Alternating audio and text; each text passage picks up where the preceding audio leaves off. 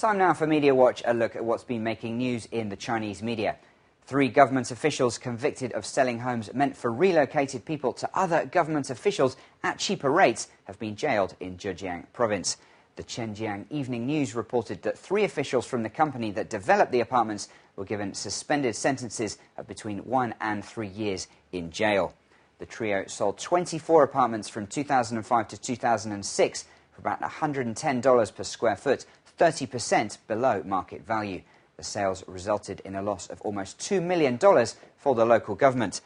But the courts gave out suspended sentences because the home buyers had made up the price gaps and the trio showed remorse.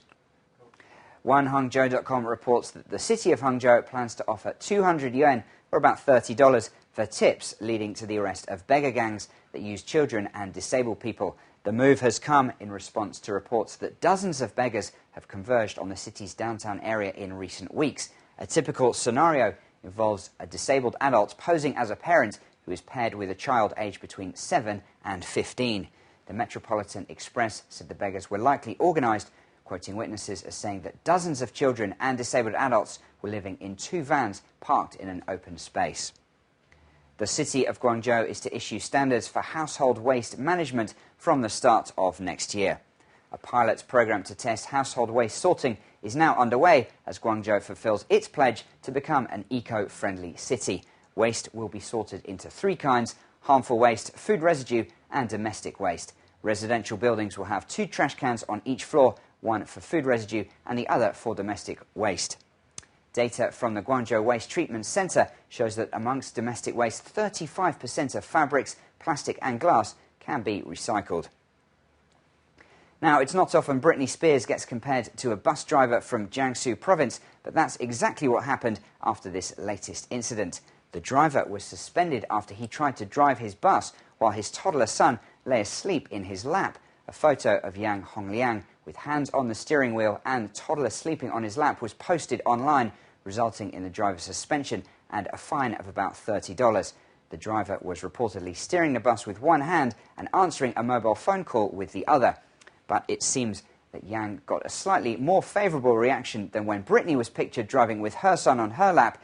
While some people online have said his actions were dangerous, others have crowned him the most awesome driver in history. Macau police have arrested 4 women from Zhuhai and 3 male local residents on charges of making fake marriage deals. The Macau Daily reports the suspects aged between 22 and 64 were apprehended after police were tipped off about their actions. One of the female suspects married a mentally disabled man 10 years ago and is now a permanent local resident. The other female suspects married the male suspects in the mainland before applying for a Macau ID card. The women reportedly wanted to gain residency in Macau due to the higher salaries and greater job opportunities available compared with those in Zhuhai. The suspects face up to 8 years in prison if found guilty.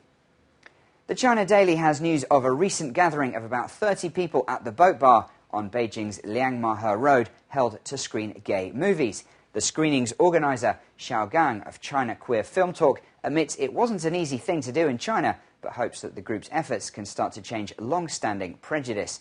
Homosexuality was first legalized in China in 1997, but China's Psychiatric Association only removed homosexuality from its list of mental illnesses in 2001. The screening of Mei Mei, a documentary film following the life of a Beijing drag queen back in 2004, will now tour throughout China and will head to Shanghai and Suzhou next month. A paper-cutting piece by Chinese President Hu Jintao has gone on display at the 2nd World Heritage Travel Expo in Macau. The work of art is featured in the Chinese Intangible Cultural Heritage Pavilion and represents a woman returning to her mother's home. Hu Jintao made the paper-cutting piece on the eve of the 2007 Spring Festival during a visit to a village in Gansu province. It's since been displayed in various exhibits around the nation, but this is the first time it's been displayed in Macau.